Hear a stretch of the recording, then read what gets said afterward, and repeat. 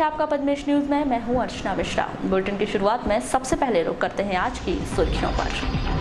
छात्र संघ चुनाव की अधिसूचना जारी। पीजी कॉलेज में छात्राओं के लिए अध्यक्ष और सचिव पद आरक्षित। चुनावी मैदान में दांव आजमा रहे छात्र संगठनों ने आरक्षण प्रक्रिया के बाद बदली रणनीति। आरक्षण को लेकर कहीं दिखी मायूसी तो कहीं दिखा उत्साह। जिले के प्रभारी मंत्री शरद जैन का मंगलवार को बालाघाट आगमन। अनेक कार्यक्रमों में होंगे शामिल। किरनापुर थाने के आरक्षक Gaurav Chauhan line attach. SP Amit Sanghi की कार्यवाही। आरक्षकों द्वारा मारपीट के मामले में शिकायत मिलने पर उठाया गया कदम। खैरलांजी के पास सड़क दुर्घटना में 5 लोग घायल। और बस एसोसिएशन ने शनिवार को हुए सड़क हादसे पर व्यक्त किया शोक। एसोसिएशन के पदाधिकारियों ने कहा, खराब सड़क की वजह से हो रहे हैं हादसे। और अब समाचार विस्तार से। महाविद्यालय स्तर पर छात्र संघ गठन की आज अधिसूचना जारी कर दी गई। समय सारणी के अनुसार नगर के जेएसटी कॉलेज में छात्र छात्राओं और प्राध्यापकों के सम्मुख छात्राओं के आरक्षण के लिए लॉटरी पद्धति से विभिन्न छात्र छात्राओं के द्वारा पर्चियां निकाली गईं, जिसके तहत अध्यक्ष और सचिव का पद छात्रा के लिए आरक्षित हुआ है। वहीं सह सचिव और उपाध्यक्ष का पद अनारक्षित है।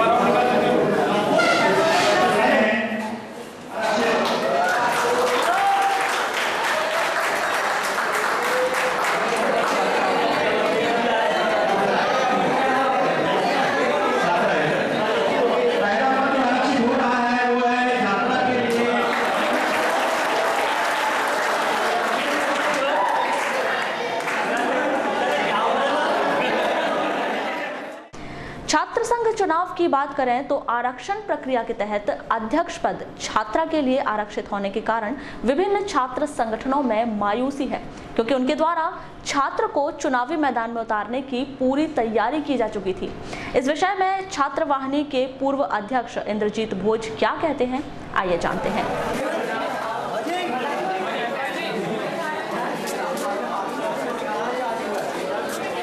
छात्र संघ अध्यक्ष पुरुष वर्ग के लिए आरक्षित होता तो अच्छी बात थी, हमने प्रत्याशी ढूंढ के रखा था।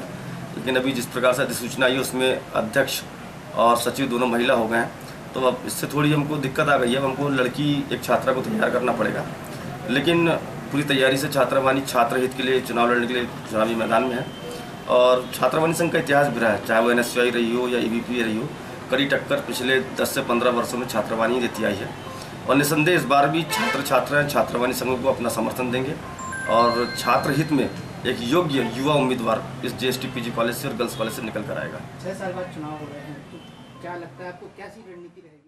छात्र संघ चुनाव में विभिन्न छात्र संगठनों के द्वारा करीब 1 महीने से चुनाव की तैयारी पूरी तत्परता से की जा रही थी। यहां तक कि उन्होंने चुनाव के विभिन्न पदों के लिए अपने उम्मीदवार भी तय कर लिए थे। लेकिन आरक्षण की घोषणा होने के साथ ही संगठनों के द्वारा पुनः एक सिरे से चुनाव को लेकर रणनीति तैयार की जा रही है। वहीं से चुनावी मैदान में NSUI, ABVP, छात्र वाहिनी और अन्य छात्र संगठन दांव लगा रहे हैं। चुनाव दिलचस्प होगा, यह तो तय है। वहीं सभी संगठनों के द्वारा छात्र हित के अहम मुद्दों के साथ चुनावी मैदान में अपना भाग्य आजमाया जाएगा। NSUI के जिलाध्यक्ष दयाल वासनिक और ABVP के जिला संयोजक निशांत सोनी ने चुनाव में अहम मुद्दों को लेकर अपने विचार कुछ इस प्रकार व्यक्त किए। सबसे बड़ा महाविद्यालय है और पूरे बालाघाट जिले में जो महाविद्यालय उनमें जैसे कि ऑटोनोमस की मांग कर रहे हैं हम लोग NSUI के एक सेंटर अलग से खुला जाए, कॉलेजों में कैंटीन की व्यवस्था हो, कॉलेज में जो भारी तत्वों के द्वारा जो घुसा जाता है उनको रोकने का प्रयास किया जाए, और जो सरकार के द्वारा जो अपने मुद्दे पर या अपनी सरकार के छात्र हितों के जो मुद्दे पर खड़े होने पर जो असक्षम रही है उनके लिए आज NSUI खड़े हो रही है कि ताकि सरकार की जो नीतियाँ जो लागू हुई है और जो बच्चों के हित में आके जो असफल हुई है उनको सामने लाकर में हम लोग बच्चों के बताने का प्रयास कर रहे हैं कि आप लोग हमारा NSUI का सपोर्ट करिए और उसके साथ ही साथ आप लोग ऐसे संगठन का सपोर्ट करिए जो आप लोगों के मुद्दा उठा रहा है। जैसा कि आज जो 50% छात्र छात्राओं का जो आरक्षण था वो संपन्न हो चुका है, तो 29 क्लासेस में जो छात्राएं आरक्षित हुई हैं, अध्यक्ष पद के लिए भी छात्रा आरक्षित हुई हैं और सचिव पद के लिए भी छात्रा आरक्षित हुई हैं। तो विद्यार्थी परिषद का जो मेन उद्देश्य था कि अधिक से अधिक छात्राएं इस चुनाव में भाग लें। तो वह चल ही रहा है, पूरी प्रक्रिया चालू है विद्यार्थी परिषद की। संभवतः हम अधिक से अधिक क्लास में छात्राओं को सीआर के पद के लिए, ये एक अच्छा विषय है कि कॉलेज का प्रतिनिधित्व एक छात्रा करेगी। जैसा कि इस छात्र संघ चुनाव में हम लोग जो उतर रहे हैं, विद्यार्थी परिषद जो इस छात्र संघ चुनाव में उतर रही है, हमारा मेन उद्देश्य ये है कि जैसा हाल ही में अपन ने देखा बालाघाट में बहुत सी समस्याओं का समाधान करना पड़ा है एडमिशन लेने के लिए छात्र छात्राओं को, तो बालाघाट ज़िले में एक साइंस कॉलेज खोलने की मांग विद्यार्थी परिषद कर रहा है। कॉलेज के अंदर में जो नोडल सेंटर यूनिवर्सिटी से संचालित रहता है, जिसका काम यहाँ पे बिल्कुल भी नहीं चल रहा है। छात्र छात्राओं को बहुत परेशानियों का सामना करना पड़ रहा है। छोटे छोटे काम के लिए उनको यूनिवर्सिटी से जाना पड़ता है, तो वो नोडल सेंटर का काम सुचारू रूप से महाविद्यालय के अंदर में चालू हो, इसकी ये मांग को लेकर विद्यार्थी परिषद चुनाव में उतर रहा है। वहीं छात्र संघ गठन को लेकर कॉलेज के प्राचार्य प्रवीण श्रीवास्तव ने बताया कि आज छात्र संगठन को लेकर अधिसूचना जारी कर दी गई है। संरक्षकों द्वारा पदों के आरक्षण की घोषणा कर दी गई है। वहीं जारी समय सारणी के तहत अगली प्रक्रिया को पूर्ण किया जाएगा। छात्र संघ के संबंध में जो हम लोग को समय सारणी प्राप्त हुई भोपाल से, उसके अनुसार आज हम लोगों ने 11 बजे अधिसूचना जारी कर दी और चूँकि 50% छात्राओं को आरक्षण दिया जाना है, तो उसकी प्रक्रिया जस्ट हम लोग पूरी करके आ रहे हैं।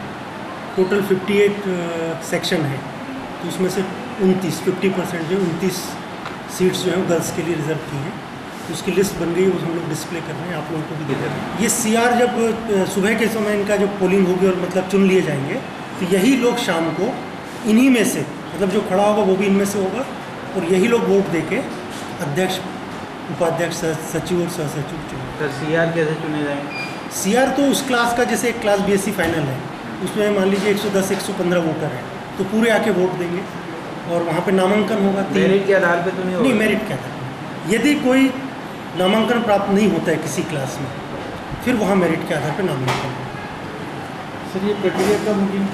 ये प्रक्रिया 28 तारीख को नामांकन भरे जाने हैं सीआर के लिए, और 29 का उन्होंने प्रचार प्रसार के लिए समय दिया है जी, और 30 की सुबह 8 बजे से लेकर 8 से 10 बजे तक जो है वोटिंग होगी और उसके एकदम परिणामों की घोषणा होगी। मध्य प्रदेश शासन के चिकित्सा, शिक्षा, लोक स्वास्थ्य एवं परिवार कल्याण राज्य मंत्री एवं जिले के प्रभारी मंत्री शरद जैन का 24 अक्टूबर को बालाघाट आगमन हो रहा है। मंत्री श्री जैन 24 अक्टूबर को 7 बजे जबलपुर से प्रस्थान करेंगे और दोपहर 1 बजे मुक्की पहुंचेंगे और मुक्की में आयोजित बालाघाट टूरिज्म प्रमोशन काउंसिल की बैठक की अध्यक्षता करेंगे। मंत्री श्री जैन दोपहर 3 बजे मुक्की से प्रस्थान करेंगे और शाम 4 बजे गांगुलपारा पर्यटन स्थल का निरीक्षण करेंगे। शाम 4:30 बजे वे गांगुलपारा से प्रस्थान करेंगे और शाम 5 बजे बालाघाट पहुंचेंगे और सर्किट हाउस में स्थानीय प्रतिनिधियों से चर्चा करने के बाद शाम 7 बजे बालाघाट से सिवनी के लिए प्रस्थान करेंगे। रात्रि सिवनी में विश्राम करने के बाद वे 25 अक्टूबर को लखनादौन में आयोजित कार्यक्रम में शामिल होने के बाद दोपहर 1 बजे जबलपुर पहुंचेंगे। खपत से ज्यादा आ रहे बिजली बिल के विरोध में कांग्रेसियों ने आकाशवाणी चौक स्थित विद्युत विभाग के मुख्य अभियंता के कार्यालय का घेराव कर प्रदेश सरकार के खिलाफ जमकर नारेबाजी की। जिला कांग्रेस कमेटी झुग्गी झोपड़ी प्रकोष्ठ के जिला अध्यक्ष मकसूद खान के नेतृत्व में किए गए इस घेराव में कांग्रेसियों ने रीडिंग बिल में गड़बड़ी होने का आरोप लगाते हुए बिजली बिल की होली जलाई। बिजली बिल कम किए जाने एवं विद्युत मीटर घर के अंदर लगवाए जाने की मांग की है। साथ ही मांग पूरी न होने पर उन्होंने उग्र आंदोलन करने, बिजली बिल की होली जलाकर बालाघाट बंद किए जाने की चेतावनी संबंधित अधिकारियों को दी है।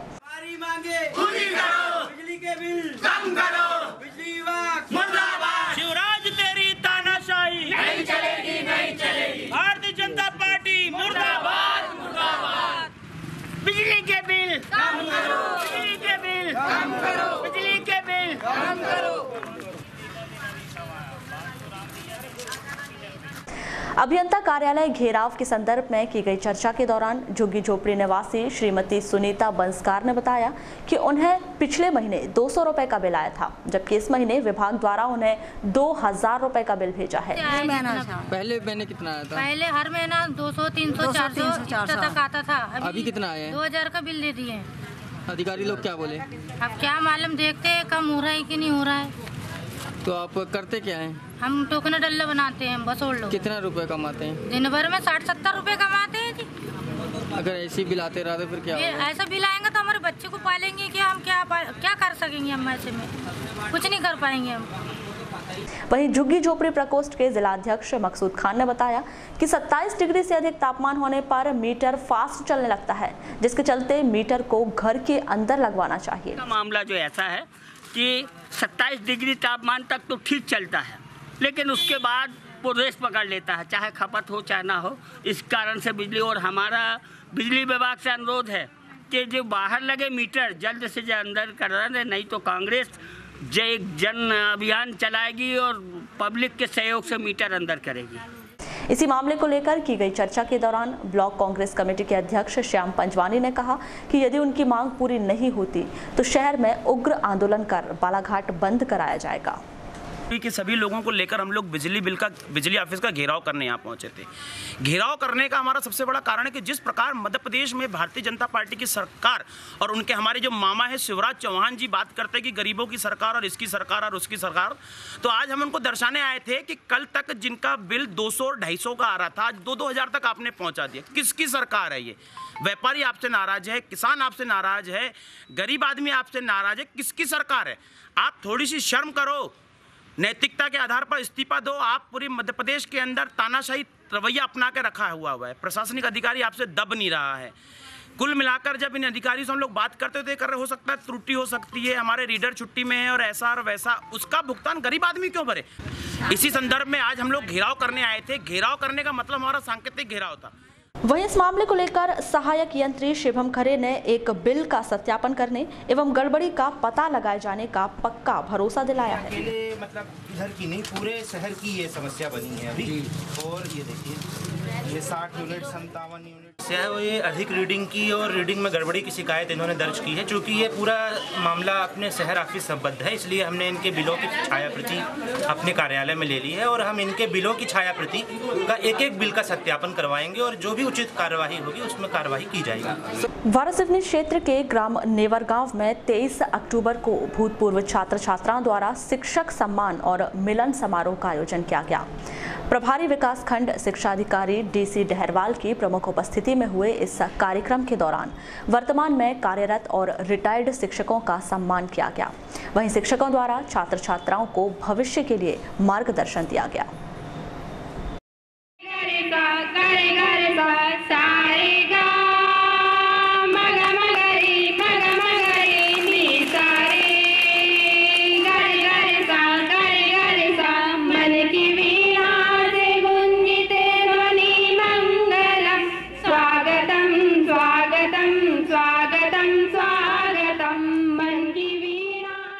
जो बच्चों के द्वारा जो सम्मान समारोह रखा गया पूर्व शिक्षकों का और छात्रों का मिलन समारोह भी था। मैं यहाँ 1998 से लेकर 2008 तक यहाँ प्राचार्य रहा और मेरे कार्यकाल में बच्चों को जो उपलब्धि हासिल हुई उनको अच्छा लगा हुआ है, इसलिए सारे शिक्षकों का सम्मान करा। सर ऐसे कार्यक्रम होना चाहिए। शिक्षा के द्वारा तो ये है कि बच्चे अच्छा काम करें, मतलब अच्छी पढ़ाई करने के बाद 12वीं कक्षा ऐसी होती है कि बहुत अच्छी कक्षा 12वीं कक्षा होती है जो प्रारंभिक स्तर होता है और उसके साथ सारे इस मिलन समारोह में हमारे जो पूर्व शिक्षक गण हैं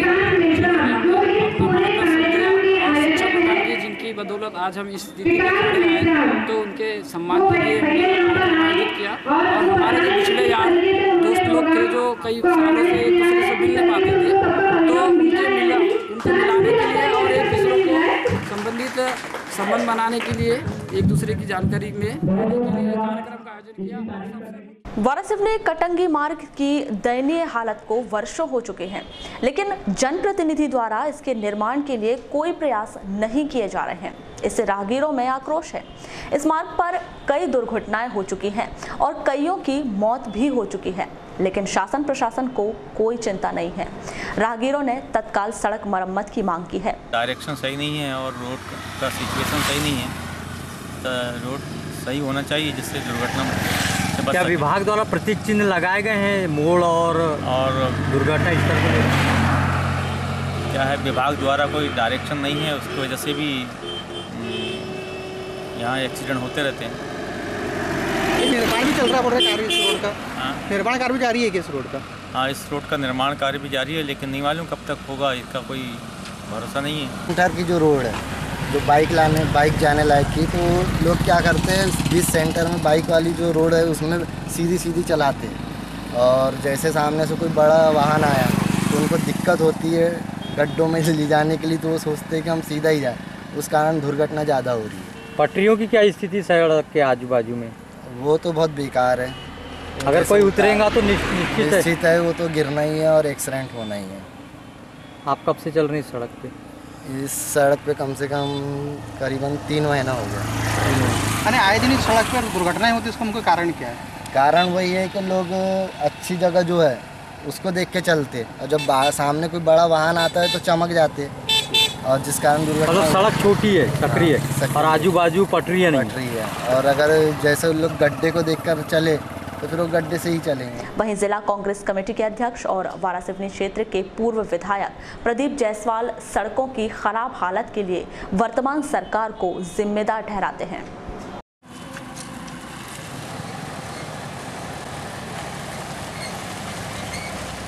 आज देख रहे हैं कि उससे बदतर से दिख चुकी जाए बालाघाट से बनारस या वाराणसी से कटक देख रहे हैं कि रोज एक्सीडेंट हो रहा है कटक रोड, जैसे बालाघाट रोड हो रहे हैं, वाराणसी से रामपाली नवेगांव रोड देखो आप रोज एक्सीडेंट हो रहे हैं और लगातार लोगों की मौतें हो रही है।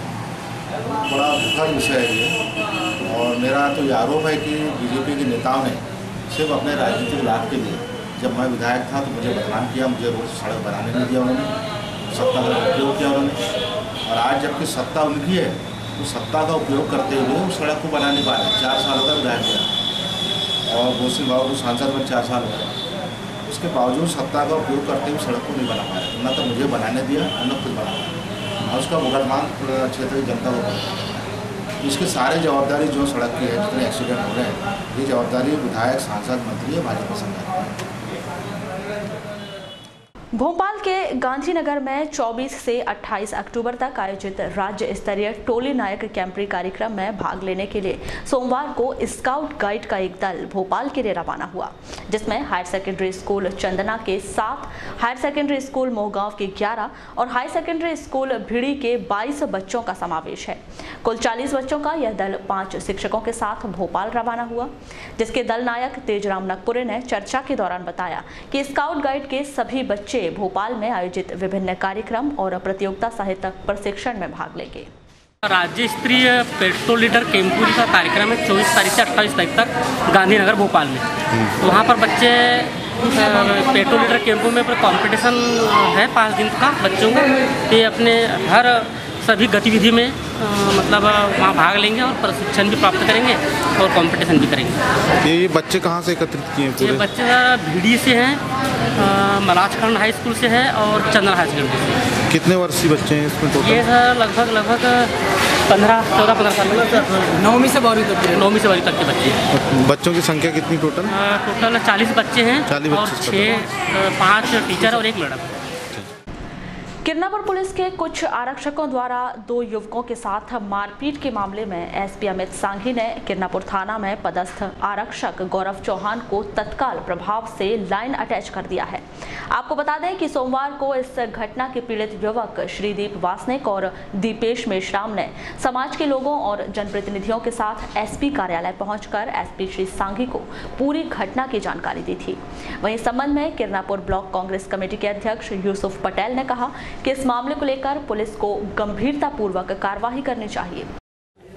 थाना परिसर में गौरव चौहान और उसके साथी 2-3 और थे, उन लोगों ने नाजायज़ तरीके से जो इसके साथ मारपीट की है वो एक जघन्य अपराध है और उस अपराध की सज़ा उनको मिलनी चाहिए और इस वासनिक को इंसाफ मिलना चाहिए।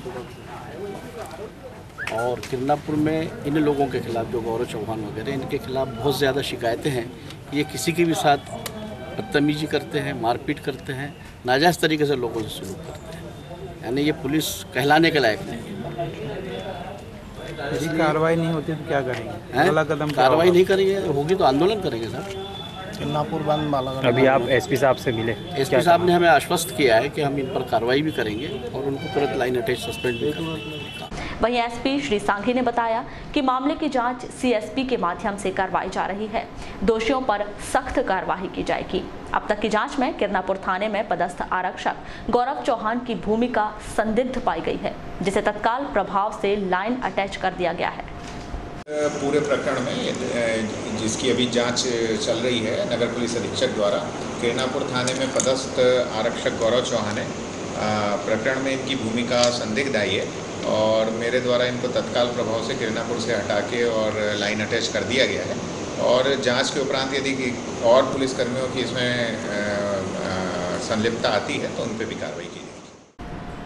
बालाघाट से समनापुर के बीच पड़ने वाले गांव खैरी कुम्हारी मार्ग पर सोमवार शाम को एक 4 व्हीलर और मोटरसाइकिल की टक्कर हो गई। शाम करीब 7 बजे हुई घटना में ग्राम भटेरा के 2 युवक घायल हुए हैं, जिन्हें उपचार के लिए जिला अस्पताल में भर्ती कराया गया है। इस घटना में घायल हुए व्यक्ति का नाम ग्राम भटेरा निवासी 29 वर्षीय महिपाल बनोटे और सूरज बसेने बताया जा रहा है। प्राप्त जानकारी के अनुसार घायल महिपाल बनोटे और सूरज बसेने किसी काम से मोटरसाइकिल पर कहीं जा रहे थे, तभी एक अज्ञात 4 व्हीलर गाड़ी से उनकी मोटरसाइकिल टकरा गई, जिससे दोनों युवक घायल हुए हैं, जिन्हें 108 की मदद से जिला अस्पताल में उपचार के लिए भर्ती कराया गया है। खैरलांजी के बाजार चौक में सोमवार को एक ऑल्टो चालक ने बाजार में 5 लोगों को चपेट में ले लिया, जिसमें 2 लोग गंभीर रूप से घायल हो गए।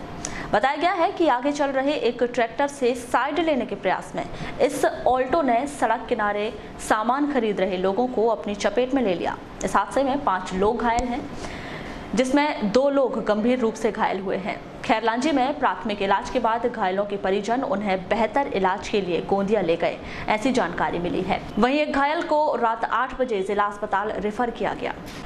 बस एसोसिएशन बालाघाट ने 3 दिन पुरानी उस घटना पर शोक व्यक्त किया है, जिस घटना में एक बस की टक्कर से 3 लोगों की मौत हो गई थी। बस एसोसिएशन ने शोक व्यक्त करते हुए जिला परिवहन कार्यालय में एक ज्ञापन सौंपा है, जिसमें उन्होंने उक्त घटना के लिए सड़क को जिम्मेदार ठहराया है। आपको बता दें कि बीते शनिवार को वारासिवनी से कटंगी मार्ग पर सावंगी के नाले के पास एक बस अनियंत्रित होकर पलट गई थी, जिसमें वारासिवनी निवासी राजेश पटले, उनकी पत्नी फूलेश्वरी पटले और उनकी 10 वर्षीय भतीजी भूमिका पटले की घटना स्थल पर मौत हो गई थी। साथ ही इस घटना में 16 यात्री घायल हुए थे। मामले के संदर्भ में की गई चर्चा के दौरान बस एसोसिएशन बालाघाट के अध्यक्ष मुकेश चौहान ने बताया कि शनिवार को हुई उस घटना में बस ड्राइवर की कोई गलती नहीं थी और ना ही बस ड्राइवर ने नशे का सेवन किया था। यह हादसा खराब सड़क के चलते हुआ है, क्योंकि जिले में ऐसे कई मार्ग हैं जहां गड्ढे सड़कों पर नहीं बल्कि सड़क गड्ढों पर बनी है। किसी भी स्थिति में नशे का सेवन न करे, लेकिन इस बात के लिए हम वचनबद्ध है कि हमारे ड्राइवर, मेरे ख्याल से जहाँ तक मेरा मानना है कि कभी कोई ड्राइवर दारू पी के गाड़ियों का संचालन नहीं करता है। अभी केजीएन बस में जो घटना की बात चल रही है, पेपर में व्हाट्सएप में मैसेज चल रहा है कि ड्राइवर दारू पिया हुआ था, तो हम आपको बता देना चाहते हैं कि घटना के मुश्किल से 40 से 45 मिनट के अंदर, आधे घंटे से 45 मिनट के अंदर वारासिवनी थाने में ड्राइवर पहुँच चुका था और उसने कहीं दूर दूर तक दारू वगैरह का सेवन नहीं किया था।